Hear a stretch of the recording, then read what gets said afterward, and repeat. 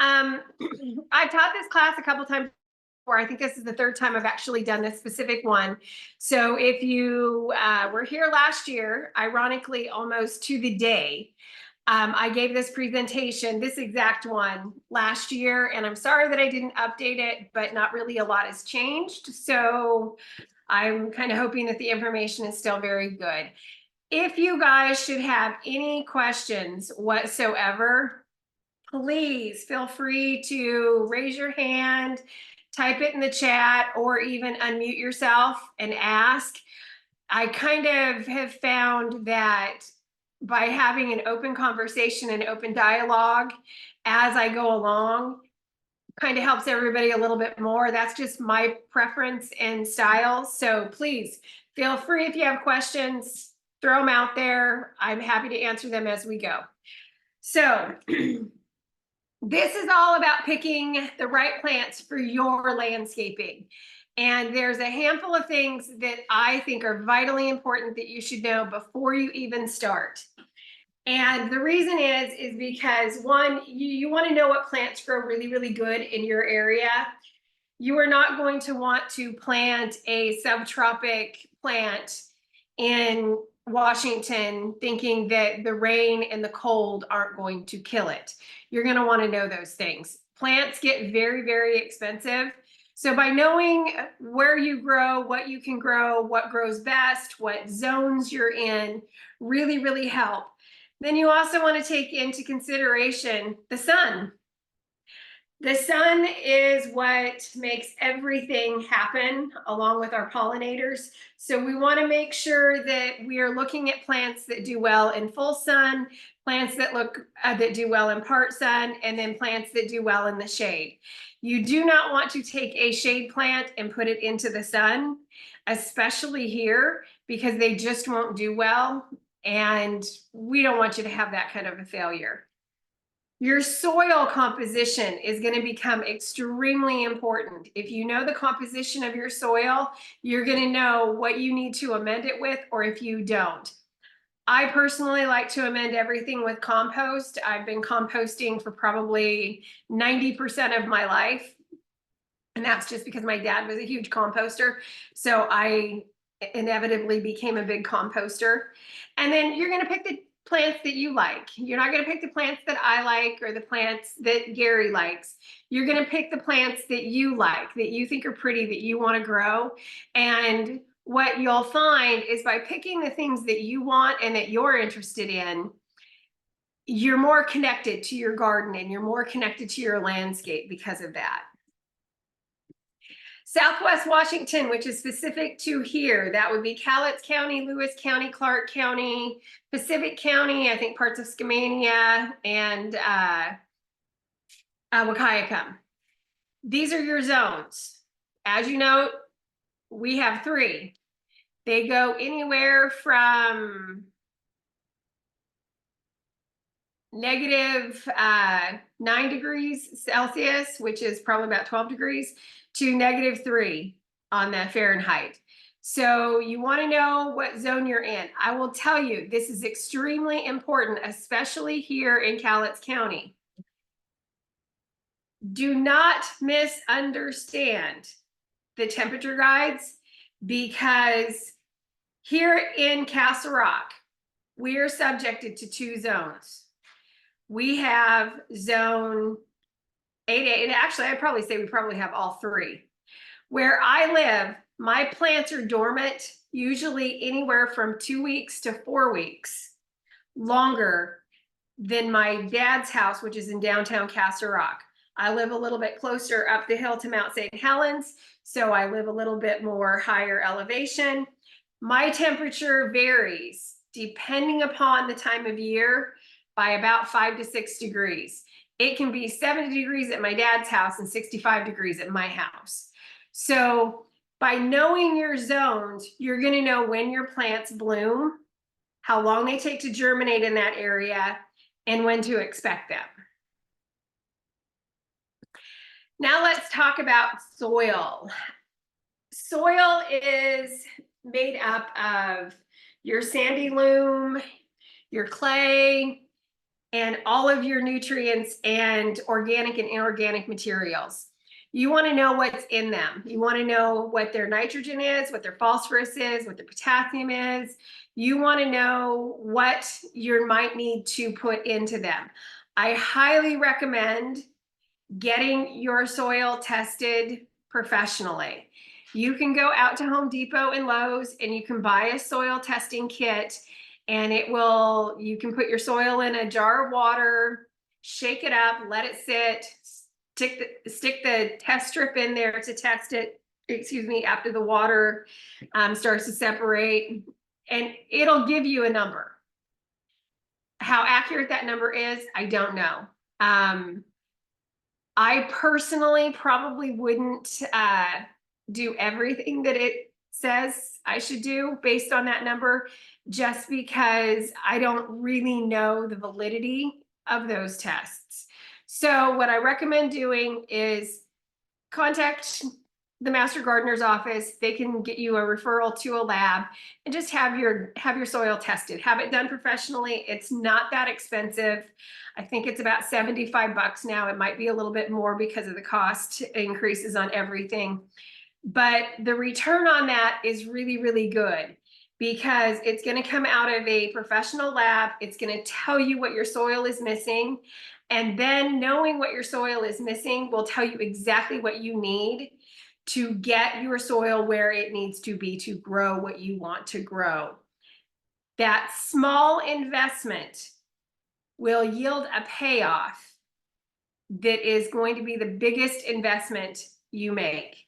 And that's because everything we do, really, the success of what we plant and what we grow is what's in our soil and how we take care of our soil. So make sure you get it tested. You want to make sure that the area that you're going to be planting in, you want to know what the water saturation is and what the drainage is.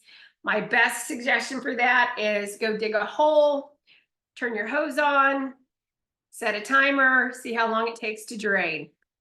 If it drains relatively fast, you might need to amend that with a little bit of clay so that you get a little bit less drainage, so you won't have dry out as fast. If the water saturation, if the water is still there and hasn't drained after an hour, you're going to want to amend that with maybe some sand, some compost, some other organic and inorganic materials, so that you can get that drainage, so that you're not causing any problems with the roots of the soil, of the plants that you're going to plant there.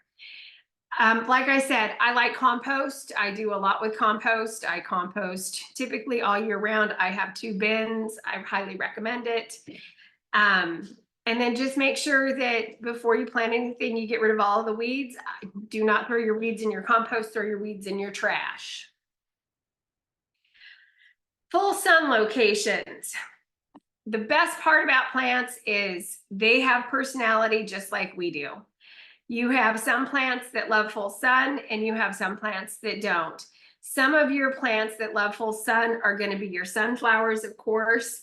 Then you have different plants and shrubs. Your trees are going to love full sun. Your daisies are going to love full sun. Your daylilies are going to love full sun. Your peony. Depending upon what you're planting, there's a lot of plants that really do love full sun. I would say just take a look, make sure every single plant that you buy, whether it comes online, whether it is bought in a nursery, or if it's bought at a big box store, they all come with a little card. That little card is going to tell you if it's a sun-loving plant, a semi-sun-loving plant, or a shade plant. Take a look at it, follow the directions on where they recommend to plant that. That takes 90% of the work out of you having to do research to find out if your plants like sun or not. So if you have a home, I'll use my home as an example. The back half of my home, which is what you see behind me, there's a river back there. So it gets full sun. It gets full sun from, I'm going to say, right around 10 a.m. until, I think about 3:30, 4 o'clock. And then it goes down behind the trees. We've got some large trees on the other side of our lot. And that's when we get sun or shade. So We have a lot of columbine planted in the backyard. We've got, believe it or not, my passion vine that I have is actually planted out back. I did not think it would be a sun-loving plant. It actually loves where it's planted. It is very prolific. So I'm very happy with that. My petunias do really well out there. My citrus trees typically do really well out there. The only thing that does not do well in the backyard in full sun are the hostas that I have in planters.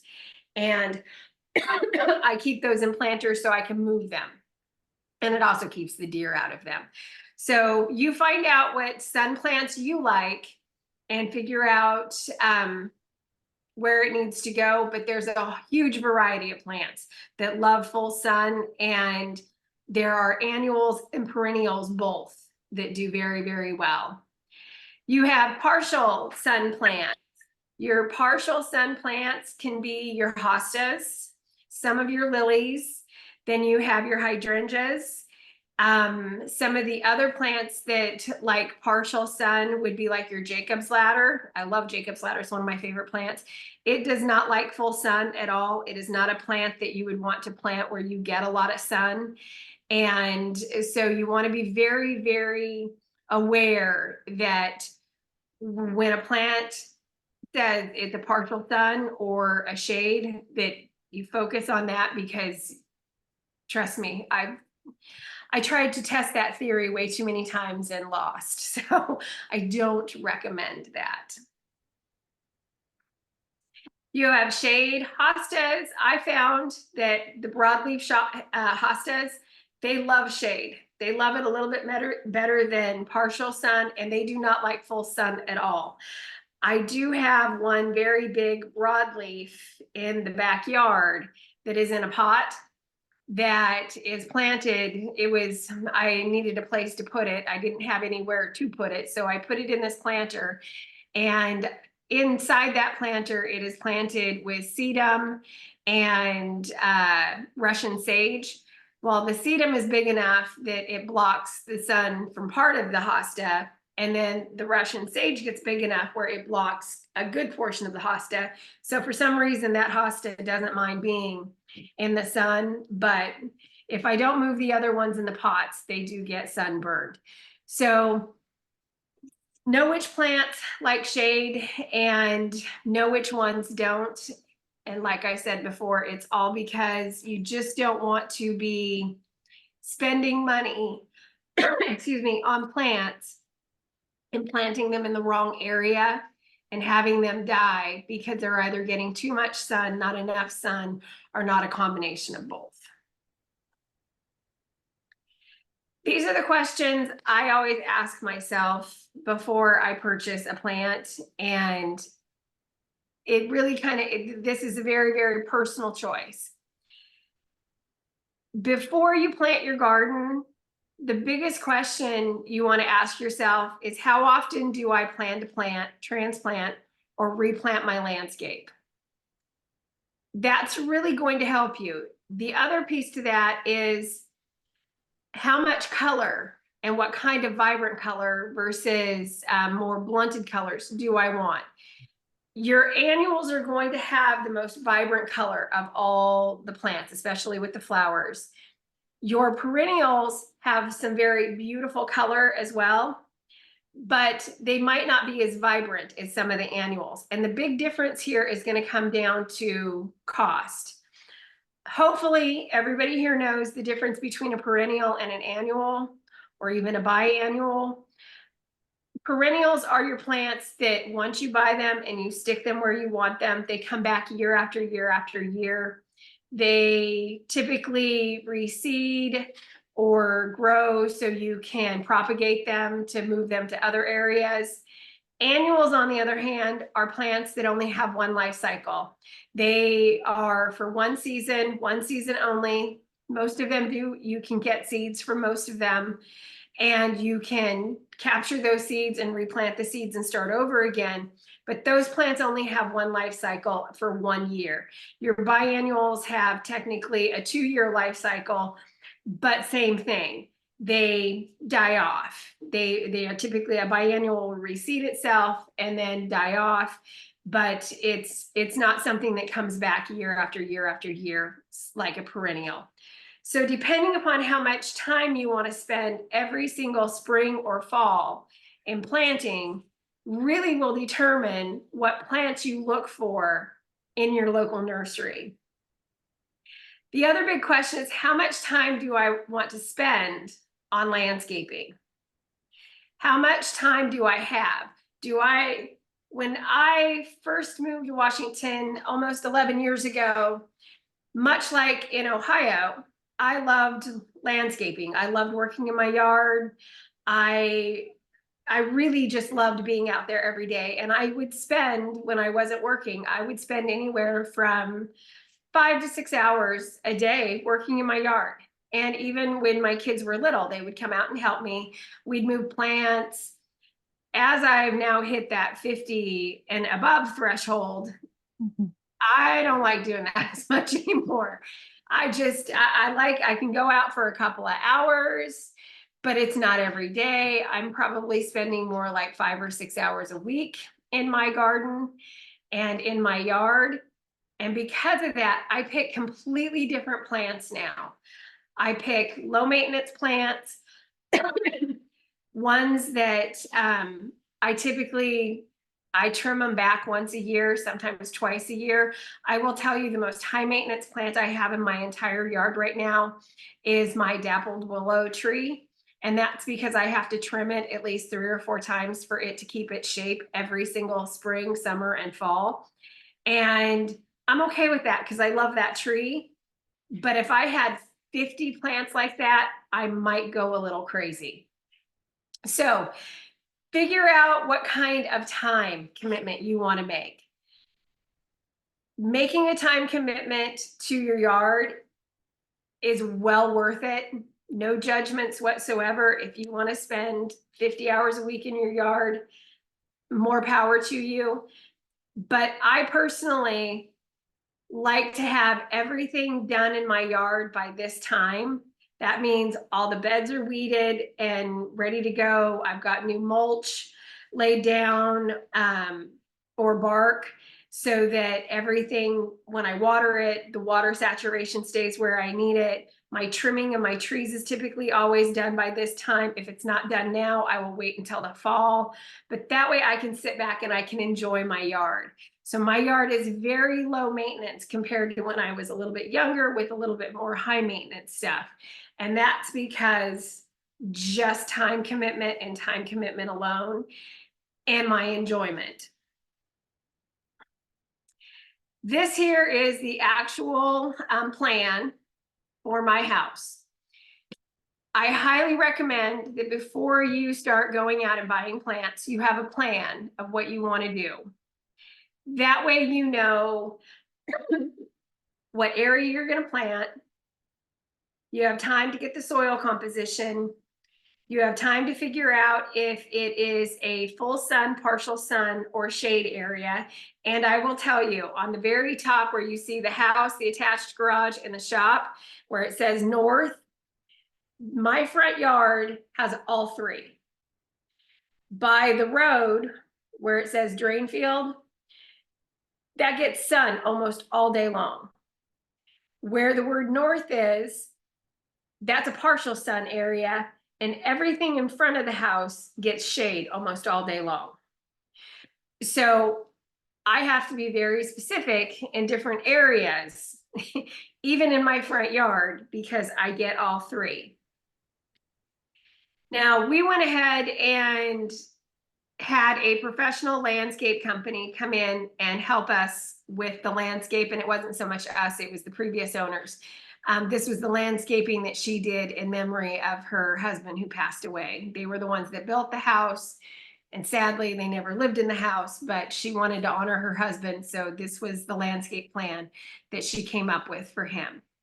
We have both softscape and hardscape. Your softscape is going to be your trees, your brush, your plants, your lawn. Your hardscape is everything that is non-movable. Rocks, boulders, Eventually your bigger trees could potentially become part of that hardscape. So as you can see, we have several large boulders in our front yard, and we don't quite have that many, but we do have some very, very large boulders.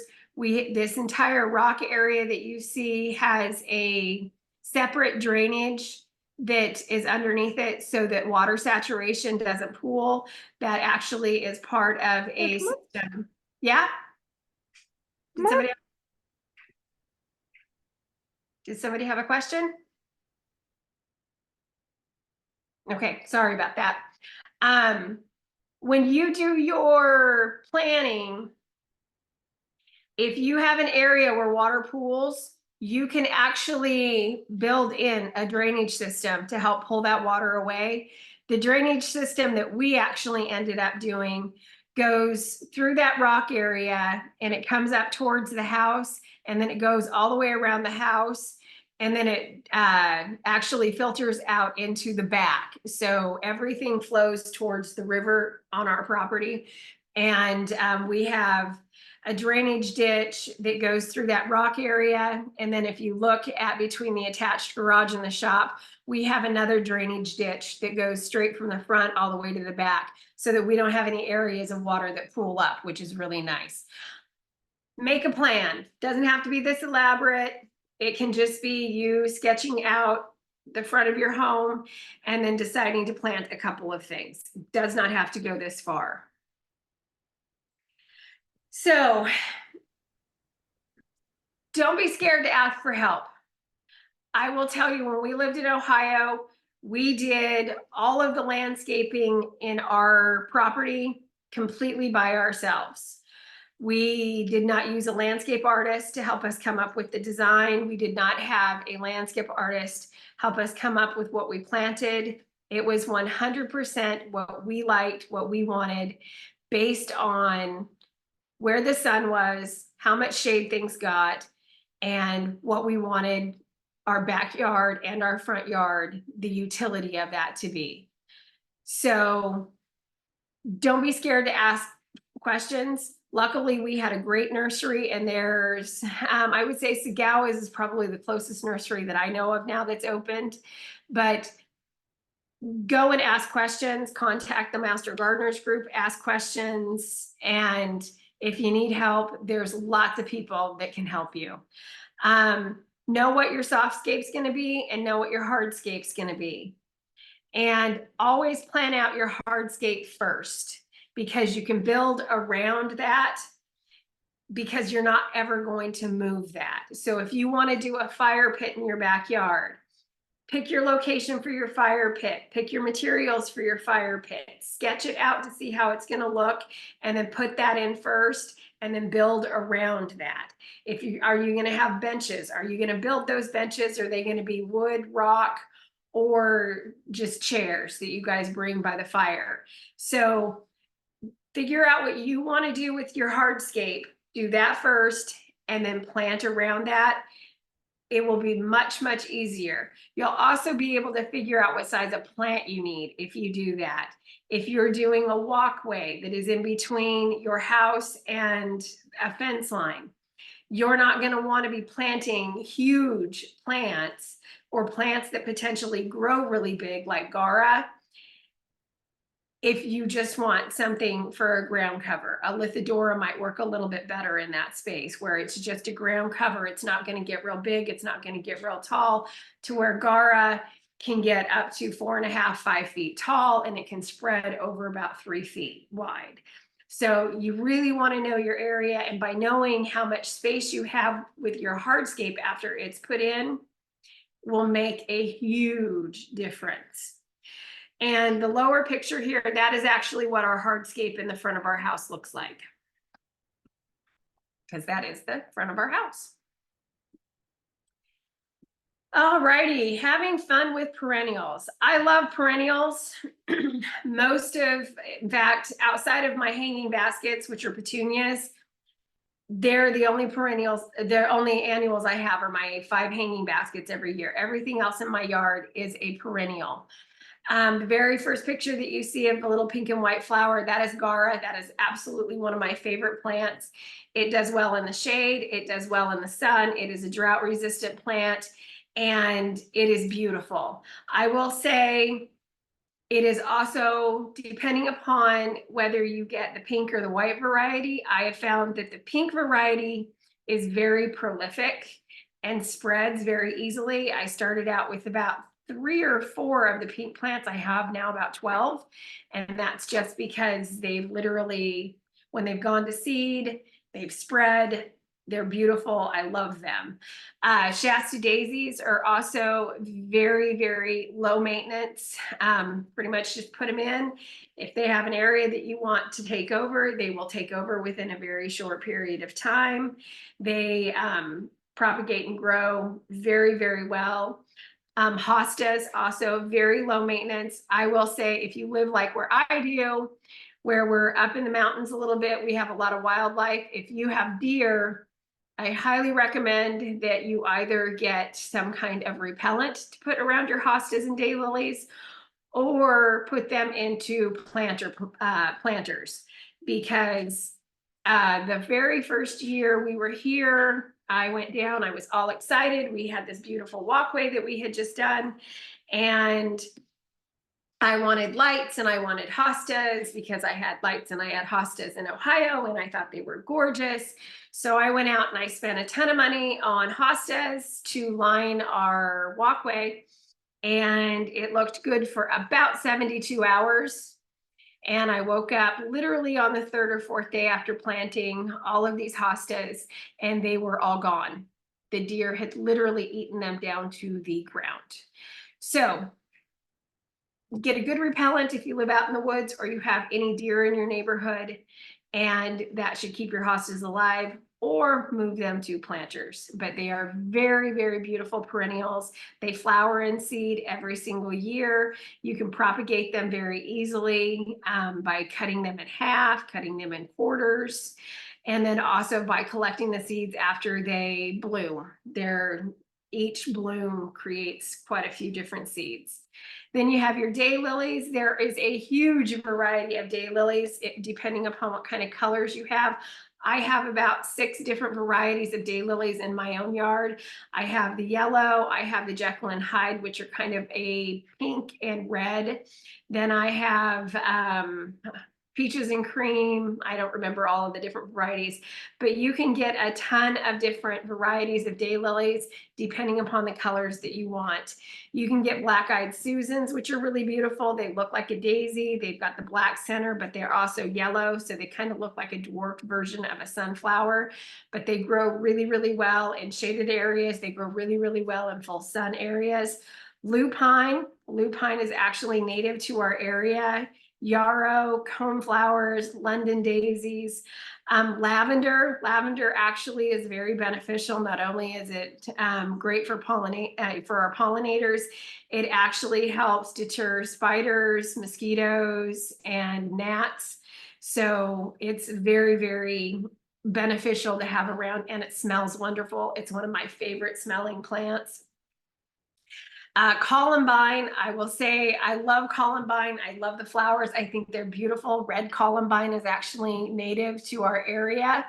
And if you do columbine, I will tell you it is very prolific, very quick. When it goes to seed, each little capsule on the end of the flower that grows the seeds, I'm going to tell you there's probably 3,000 seeds that are going to be spread from that one little capsule after it dries out. So they are very prolific. So if you are looking for a plant that you don't want to spread fast into multiple areas and be carried throughout your entire lawn, do not plant columbine. It is a very, very fast spreading. I don't want to say it's invasive because I don't think it's invasive by any means, but it will show up all over in a very short period of time if you don't tend to it and you don't stop it from going to seed, or if you don't cut the seed pods off prior to them drying out. And then there's a ton of really great perennials that are low maintenance. These are some of the pictures of some of the ones that we have. The London daisies are some of my favorites. We've got the pink columbine, we've got the lupine. And then one of the things that I really, really have found does really well, especially here, is rockfoil, which is the pink and white flower under the welcome sign. Rockfoil, you can usually find it this time of year at all of the box stores. And I will tell you, it's a perennial. It's extremely low maintenance. If you want a cascading flower that comes out of your pots, it does absolutely amazing. I have not had luck growing rockfoil in the ground and having it be a ground cover and spread. It has not done well when I have done that, but I do have it in several pots and it does amazing in those pots. And every year I just cut it back all the way to where the sides of my pots are. And every year it just keeps growing and it cascades down.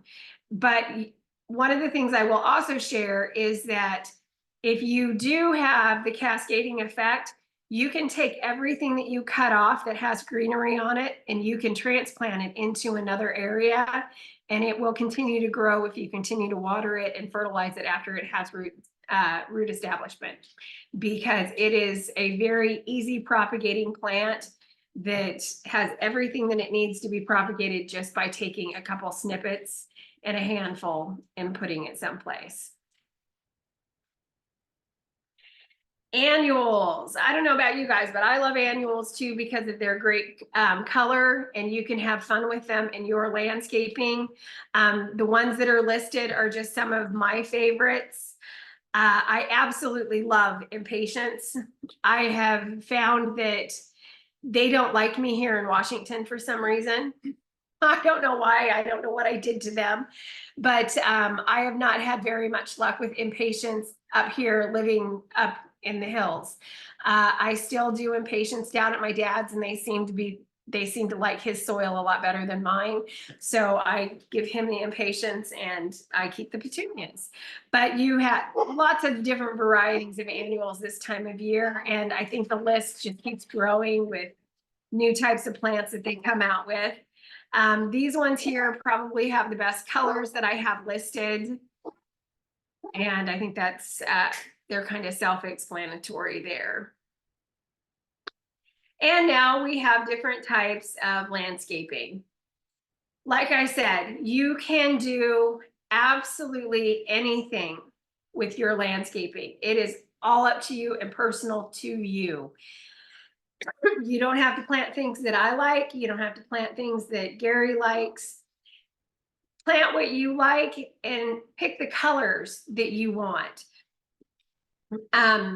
There are so many varieties of things that you can do. Don't be scared to try them because you might surprise yourself and you might actually find out that, hey, I thought I liked this. Turns out I didn't. If you like lots of color, you can plant with lots of color with perennials, or you can plant with lots of color with annuals. That just depends on what your maintenance level you want. Do you want to replant everything every year, or do you want something that comes back year after year after year? I will tell you, one of the things that I always wanted until I did it was I wanted the muscari and tulips, which is, if you're looking at the long picture, it's the blue pathway with the tulips. I wanted an area like that. I just thought it was beautiful. I wanted it. I thought this is just going to be the greatest thing ever. I'm going to have these, you know, pink and white tulips. I'm going to have this blue muscari. It's going to be gorgeous. And I loved it for about one season.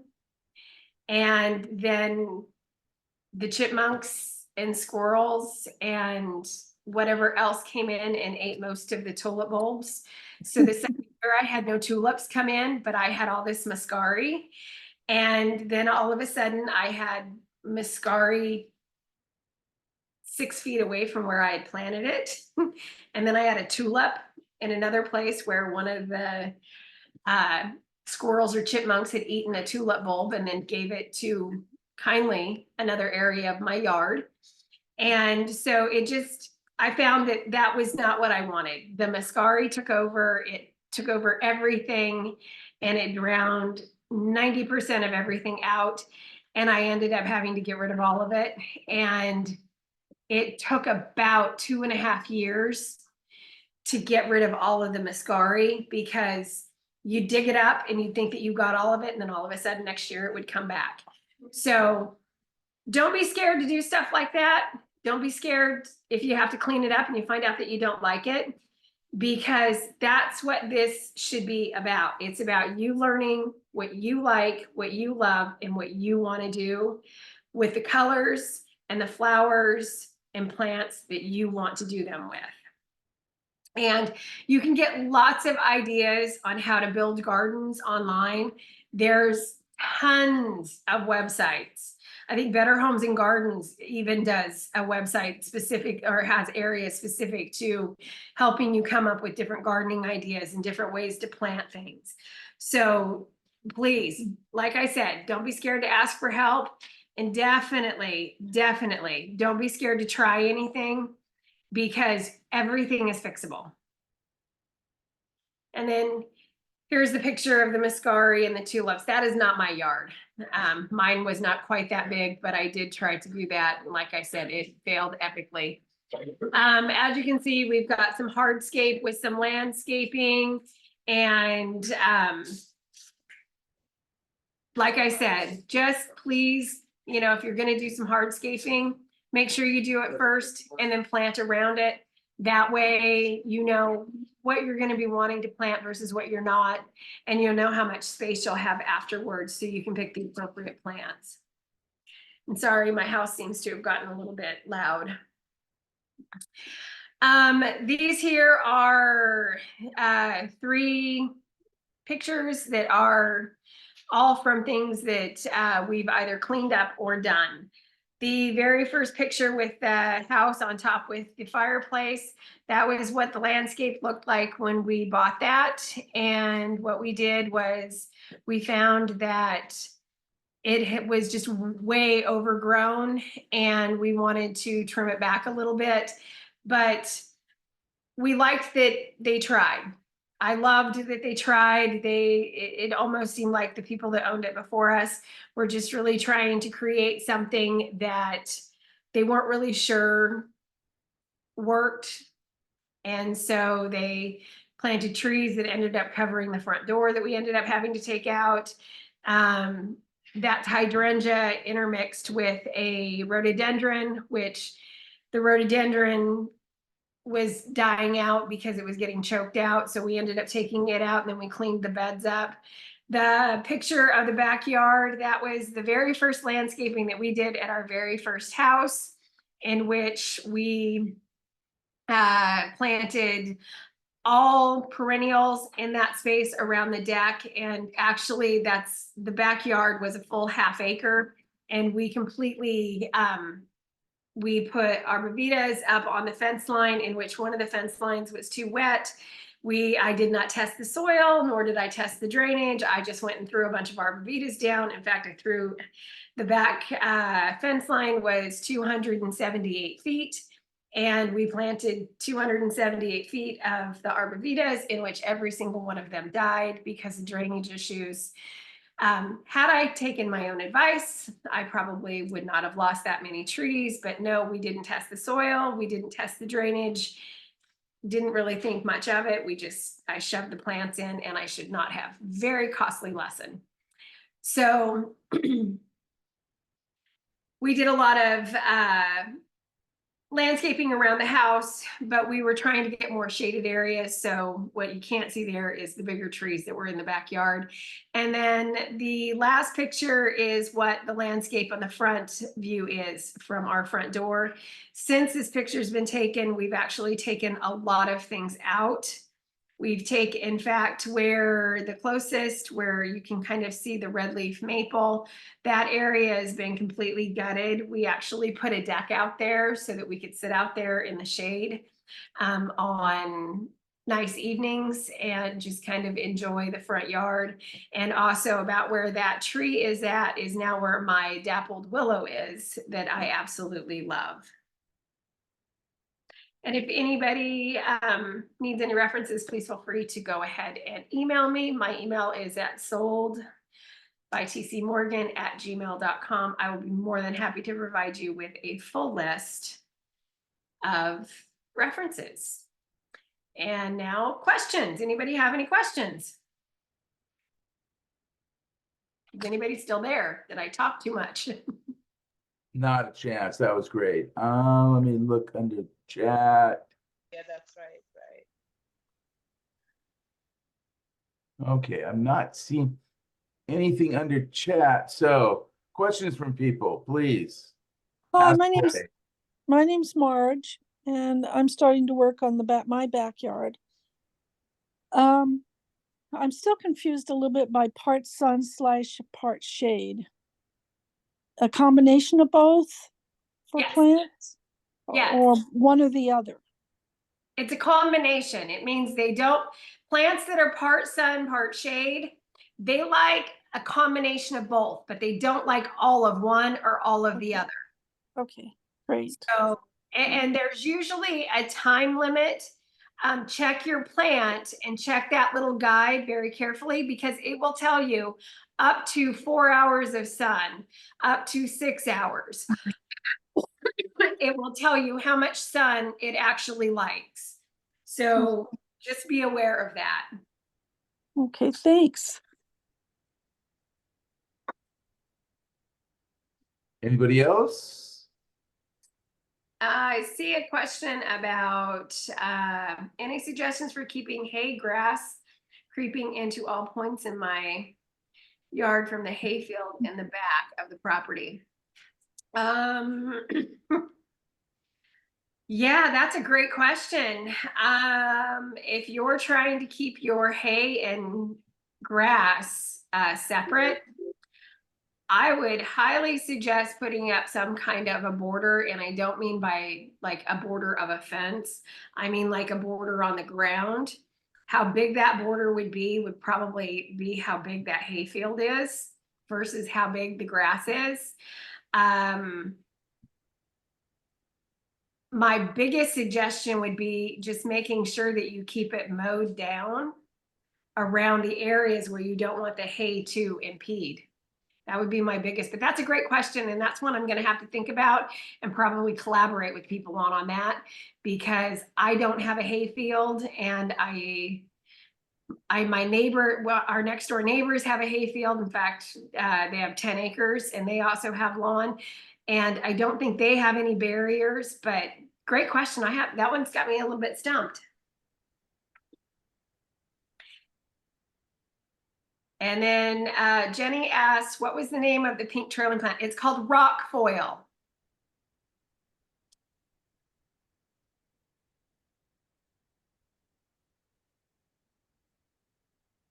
And that is one of my favorite little dainty.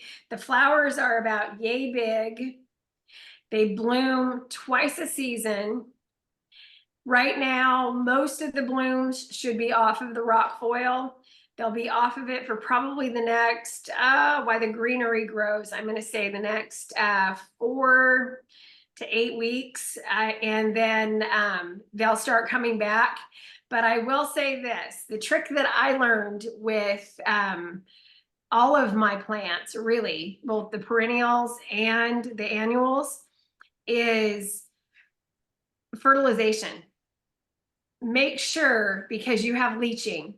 We have leaching. It happens here in Washington. We get a ton of rain in the wintertime. We get a ton of rain in the spring.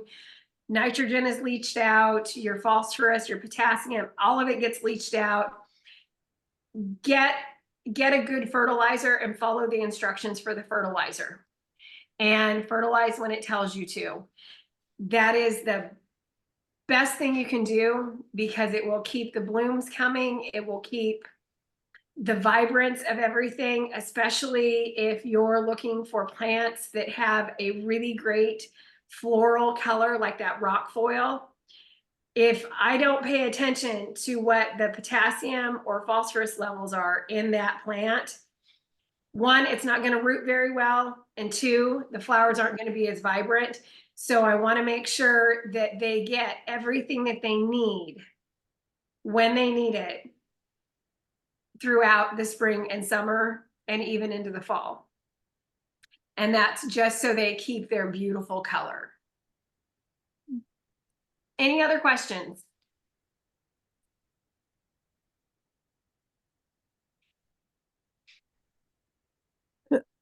This is Marge again. Could you tell me your email again? It's sold. I'll put it in the chat. How's that? Okay, that'll be fine.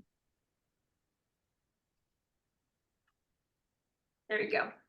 Thank you. You're welcome. And I don't know if that went just directly to you or if that went to everybody. Probably everyone. I think on my side it says I just sent it to you. So let me Oh, hold by TC Morgan. Let me give it to everybody. All righty. Anything else? Yeah, we do have a question real quick here. Sure. Rondi wants to know, I am thinking about adding a flower bed between my house and the neighbor. The lawn is about 3 feet higher than mine, and they frequently leave the water on overnight, and they flood my side lawn. Since I am lower, do you have any ideas on how to keep the flower bed from flooding? I would sneak over and turn it off myself. That would be one idea. You know something, if their lawn is 3 feet higher than yours and they're consistently leaving their water on, if you haven't done the flower bed yet, I would seriously consider putting in some kind of drainage underneath before you plant it. That way you're going to be able to have the water run off that's not going to drown your plants and you're not going to get root rot. That's probably going to be the easiest solution in my head. But yeah, and I would probably talk to my neighbor and say, hey, do you think we could work this out? And I know that sounds kind of crazy, but we had a neighbor in our Ohio. It was the neighbor to the back where I lost all those trees. We actually were having the flooding issue from his yard. We had a negative grade to our fence from his house. And so I just kindly approached him after I lost, I think, in all honesty, I think it was like 100 trees. I approached him and said, hey, you clearly have this drainage issue going on because there's a lake that goes through in between our yards when it rains. How about if I put in a drainage field, just dig down, put some rock, put a pipe, drain it all the way to the road. How about if I do that right here on the property line or even just past the property line into your side, because it'll benefit you more than it will me. And I was happily surprised that he took me up on that offer. And so we put in a drainage field all the way down that 298 feet from the tip of our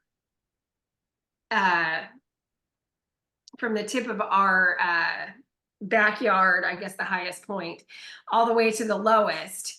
And we did it just on his side of the property line.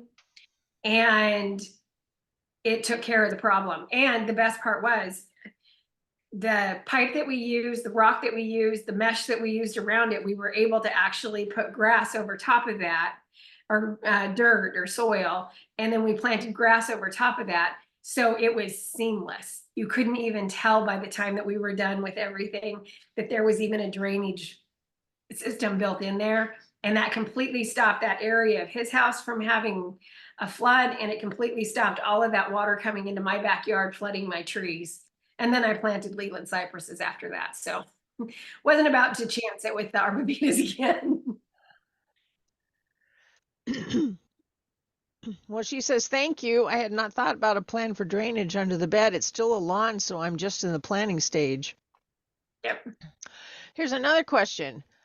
Marlene wants to know any ideas as to why certain perennials like Rudbeckia, Liatris, and others were once so prolific have now just disappeared. I don't know. That's actually a really good question, and I don't have an answer to that. Gary, would you might know, or anybody else? I don't know. I was gonna say my rutabaga comes back every year, and it's more prolific now than it's ever been. What started out as one plant here that I separated after it got to be about yay big is now in one spot about yay big and growing every year. And now I've noticed that there's little, stringer plants all around both the planting areas that I've planted it in. So I've not had that experience with rutabaga.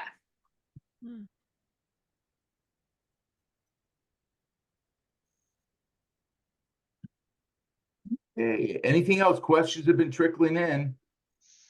Great Love to hear questions. from you. Yeah.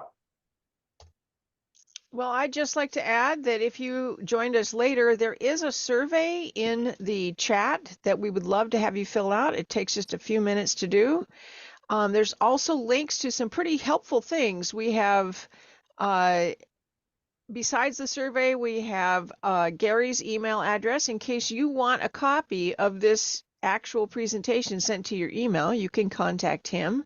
We have a link to our webpage, to our plant and insect clinic if you have questions, and feel free to just copy and paste that whole chunk onto a document, and you can access all that anytime you want. Thanks, sir. Okay, last chance for questions. Tracy, wonderful talk. Lots Thank of you, great Tracy. ideas. Lots of great ideas. Thank you. It was fun. Thank you for having me. Yeah, and because of you, I planted, what do you call, I don't know how you say it, a Gaura? Gara? I Gara? did. I rushed out and got one. My favorite plant. I'm very, cross your fingers. I want to get a whole bunch. I want to get about 10 of the white plants. And I want to dig up all of I have Shasta daisies and the double Shastas along the fence line in the front of the house. I want to take all of that up. I want to move my peony that I have out there, and I want to do a full hedge of Gaura all the way down the fence line. And I think it would be beautiful because it gets a lot of sun. I love the wispy white flowers. I love how tall it gets. I don't know why that plant reminds me of like a ballerina. I'm probably the only person in the world that thinks that, but it's just so small and the wisps are so dainty that it just kind of reminds me of somebody dancing in a ballet, especially when it's moving in the wind. So that's my love affair with Gaura. Okay. Great. Anybody else? Okay, well, I am going to call it quits. Thank you all for joining us. Hope you'll join us next week. Tracy, a big thank you for sharing your experiences and knowledge. And we hope everybody has a great day. Thank you. Take care. Bye. Thanks, Tracy. You're welcome. Thank you.